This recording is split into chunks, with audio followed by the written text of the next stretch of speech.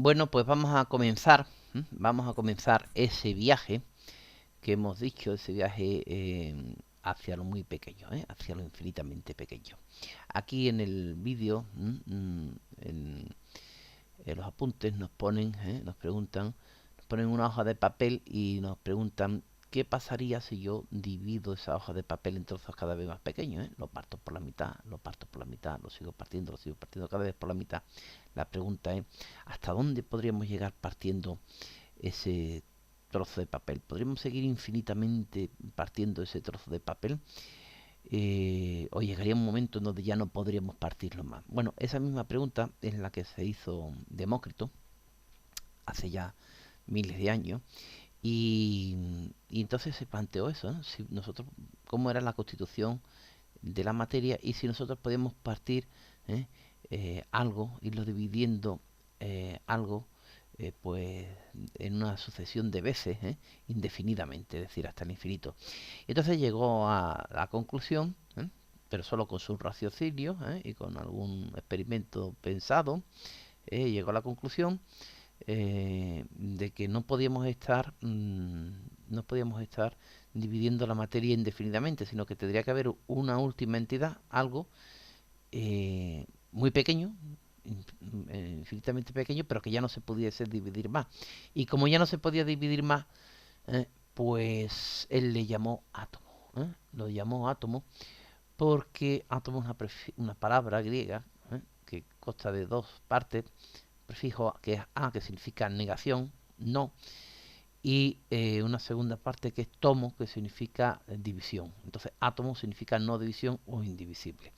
Entonces, aquí los apuntes, pues vemos qué es lo que pasa si yo cojo la hoja de papel y la voy cada vez dividiendo en trozos más pequeños, cada vez más pequeños, cada vez más pequeños, indefinidamente. Entonces llegará un momento en que lleguemos a algo que no se pueda dividir más.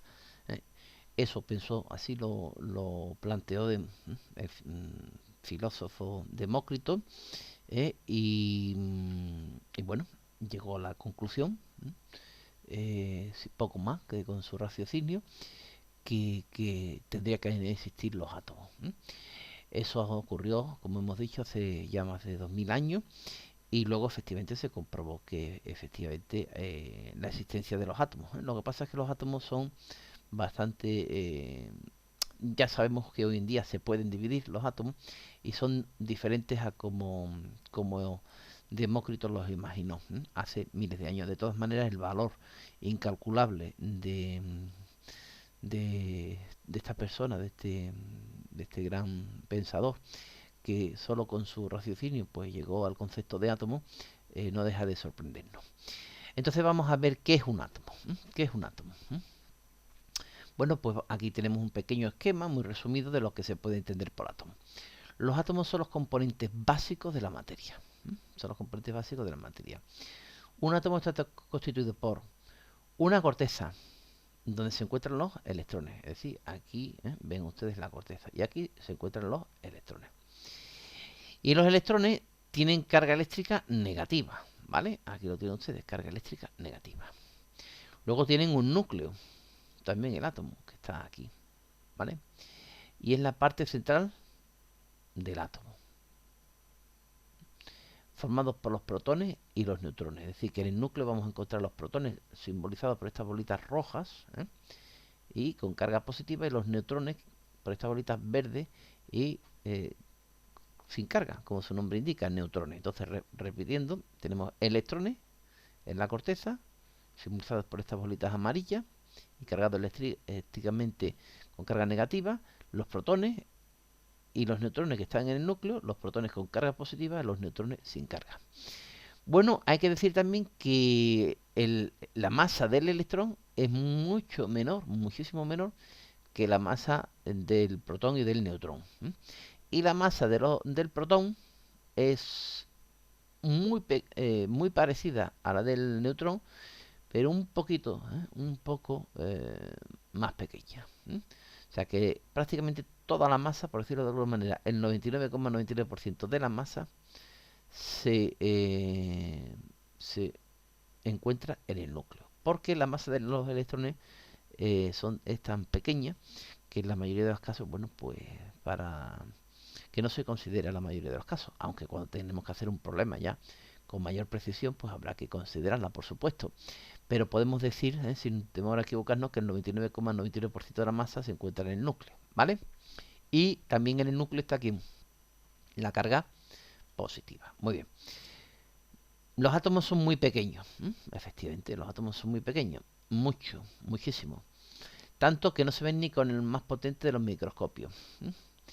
Pero a pesar de ello, los científicos tienen medios para averiguar lo grandes que son, para medirlo.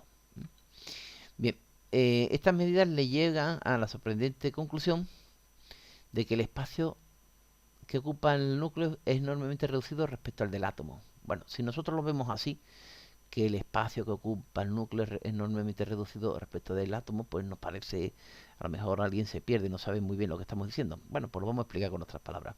Vamos a decirlo, el átomo está prácticamente hueco. Prácticamente hueco. Es decir, es casi infinitamente pequeño, es muy reducido, de unas dimensiones verdaderamente pequeñas, y además está hueco. Y nos ponen un ejemplo, dice, si el núcleo tuviese el tamaño de un garbanzo, bueno, pues ¿cómo sería un átomo? Bueno, pues un átomo en proporción, aquí lo tenemos dibujado, el núcleo y los electrones girando a su alrededor. Bueno, pues si yo hiciera una ampliación de ese dibujo y lo hiciera en proporción, que no está hecho, esto no está dibujado en proporción, bueno, pues yo tendría aquí, así que el átomo sería como un campo de fútbol, como las dimensiones de un campo de fútbol que pasasen justo por donde, por los bordes, y el núcleo sería un garbancito situado en el centro. O sea, que hagan ustedes el esfuerzo mental de situarse en un campo de fútbol, el que más les gusta a ustedes, en eso no vamos a entrar, y piensen que depositan un garbancito justo en el centro y todo lo demás está hueco. Y alrededor pues circulan por los bordes, pues circulan unos electrones que son muchísimo más pequeños y con una masa muchísimo menor que el núcleo. Es decir, dicho de otra manera, imagínense un globo, bueno, un globo, sí, una distribución esférica de las dimensiones de un campo de fútbol, en el que quepa un campo de fútbol, y en el centro, justo en el centro, estaría ese garbanzo. Como ustedes pueden observar, pues está prácticamente hueco. Prácticamente hueco. Bueno, con mayor precisión, bueno, este ya le he dicho no está a escala, esto no está dibujado a escala, porque si estuviese dibujado a escala no tendría yo bastante papel para dibujar los electrones. Está, es decir, la distancia entre el núcleo y los electrones es muchísimo mayor. Si yo tuviera que dibujarlo a escala, o no se verían el núcleo, o los electrones me tendría que ir a, bueno, ya ven ustedes, ¿no? Más grande que un campo, de las dimensiones de un campo de fútbol, un folio con unas dimensiones de un campo de fútbol. Entonces eso no está dibujado a escala. Pero bueno, para que se vea y con fines pedagógicos, pues está aquí puesto, ¿no? Bueno, con mayor precisión podemos afirmar que el volumen del átomo es una 10 elevado a 15 veces mayor. Nosotros hemos estado viendo la potencia, los exponentes y la notación científica, con lo cual ustedes están familiarizados con ese número, 10 elevado a 15, pues es lo mismo que 10 elevado a 3 por 10 elevado a 12, ¿vale? 10 elevado a 3 por 10 elevado a 12, producto de potencia con la misma base y diferentes exponentes, se suman los exponentes. ¿Y por qué 10 elevado a 3 y 10 elevado a 12? Bueno, para que ustedes lo vean, 10 elevado a 3 son 1000 y 10 elevado a 12 es un billón. Entonces, pues tenemos que aquí 10 elevado a 15 es 1000 billones. Entonces, con mayor precisión podemos afirmar que el volumen del átomo es 1000 billones de veces mayor que el del núcleo, ¿no? O, si ustedes lo prefieren, 10 elevado a 15. Bien, ahora nos vamos a fijar, bueno, se dan ustedes cuenta de las dimensiones y de que está prácticamente hueco, ¿no? El átomo está prácticamente hueco. Y nosotros, que estamos hechos de átomos, pues sí, también estamos prácticamente huecos. Bueno, ahora vamos a estudiar la tabla periódica. Entonces, junto al símbolo, en cada casilla de la tabla periódica aparece un numerito, arriba a la izquierda, ¿vale? Lo ven ustedes aquí, el 1, el 3, el 11, el 4. Bien, ese es el número atómico. El número atómico. ¿Y qué nos dice el número atómico? Pues nos dice el número de protones que todos los átomos de ese tipo tienen en su núcleo. Es decir, todos los átomos de hidrógeno van a tener ¿quién? Un protón. Todos los átomos de litio van a tener 3 protones. Vamos a pinchar aquí para verlo en grande, ¿eh?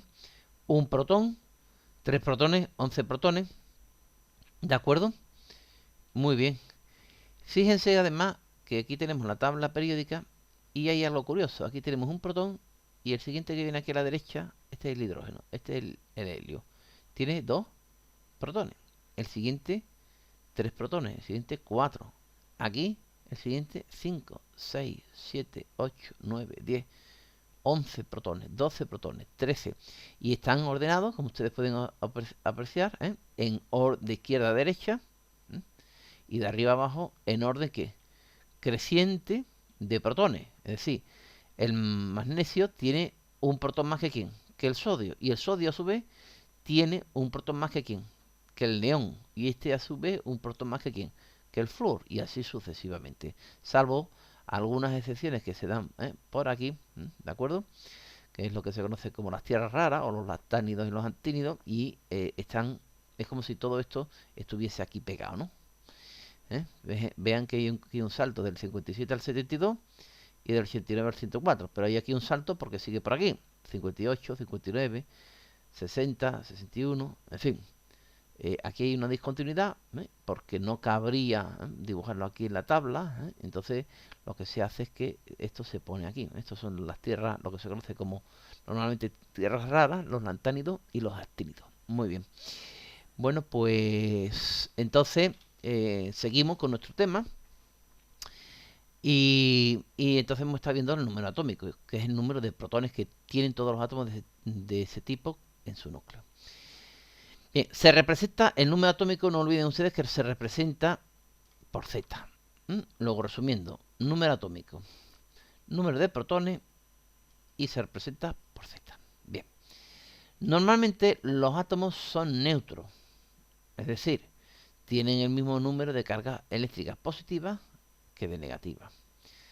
Es decir, tienen el mismo número de electrones que de protones.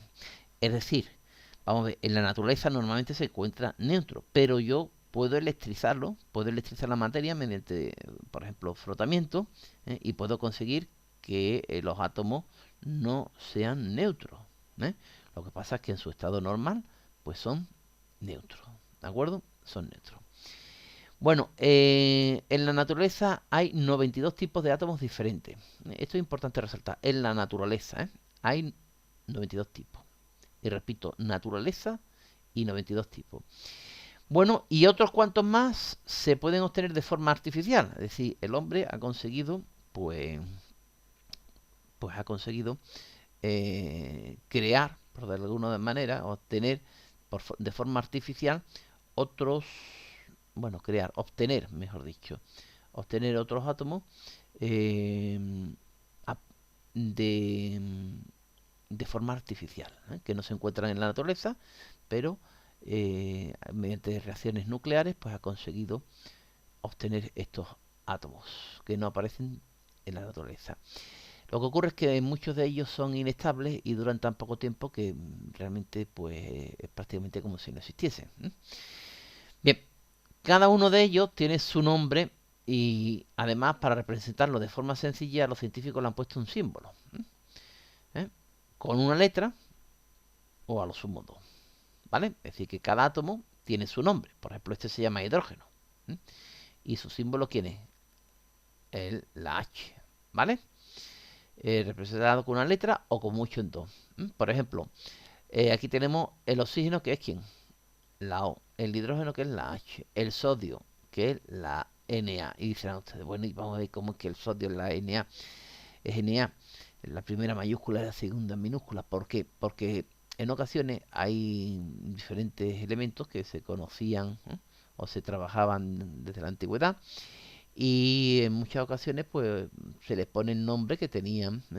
Y el sodio, por ejemplo, es natrium en latín, natrium. Entonces, como natrium, pues se le ha puesto Na. Aquí tienen ustedes otro, que es el hierro, que es Fe, ferrum del latín, ¿vale? Y así hay multitud bueno, de átomos que reciben el nombre que tenían esos metales o esa sustancia en latín, o bien se le pone el nombre del científico, de algún científico famoso, o bien de alguna región de la Tierra, en fin, algo que sea característico de ese elemento, ¿no? Algo que sea característico de ese elemento. Y entonces van a venir representados, como hemos dicho, por un símbolo, ¿eh? Con una letra, a lo sumo dos. Y aquí tenemos algunos ejemplos. Oxígeno, que es quién, la O, el hidrógeno, la H, el sodio, la A, cloro, Cl, carbono, C, calcio, y así sucesivamente. Dice, puedes ver los nombres y los símbolos de todos los átomos en la tabla periódica. Aquí. Aquí es como se ha puesto, y se trabaja con la tabla periódica de la forma actual. Hay que decir que la tabla periódica, sus orígenes, bueno, se ha evolucionado mucho hasta trabajar o obtener la tabla periódica tal y como la conocemos hoy en día, pero sus orígenes, y el que hace un gran avance a todo esto, es Dmitri Mendeleev, que es el primero que intenta hacer una clasificación por orden creciente. Lo que pasa es que él lo hace por la masa de los átomos, no en el número atómico. Nosotros acabamos de ver que están ordenados por orden creciente de, de número atómico, el 1, 2, 3, 4, 5, 6, y sin embargo Dmitri Mendeleev pues lo que hace es hace una clasificación, pero no en orden creciente de números atómicos, sino en orden creciente de su masa atómica, de su peso.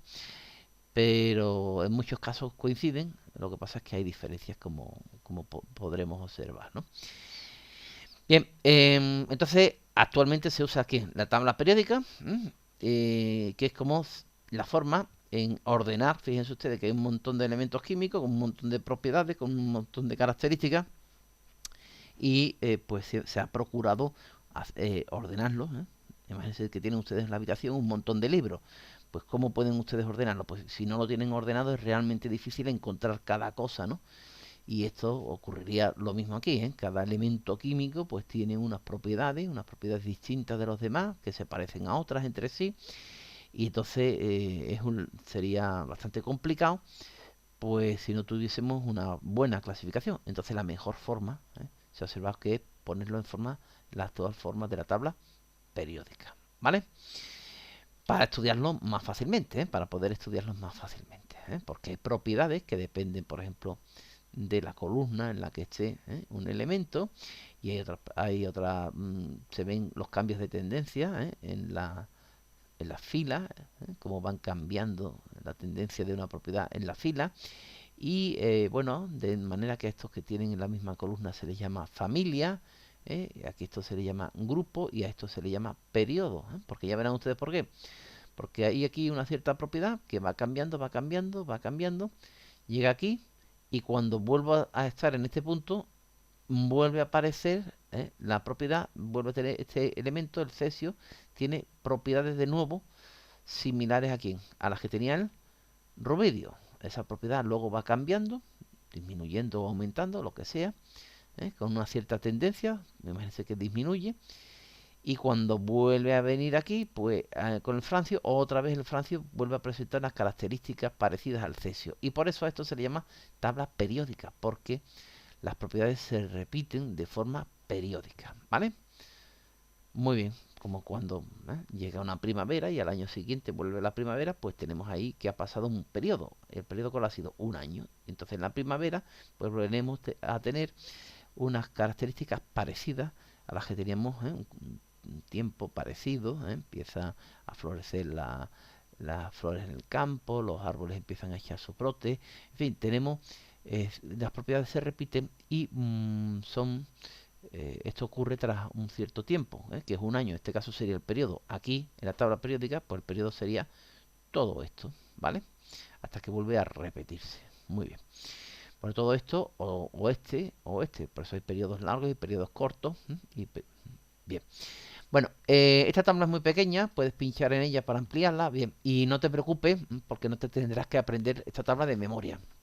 Aunque sí habrá cosas que tienes que saber de ella, por supuesto, y sobre todo tienes que saber obtener información de ella. Muy bien.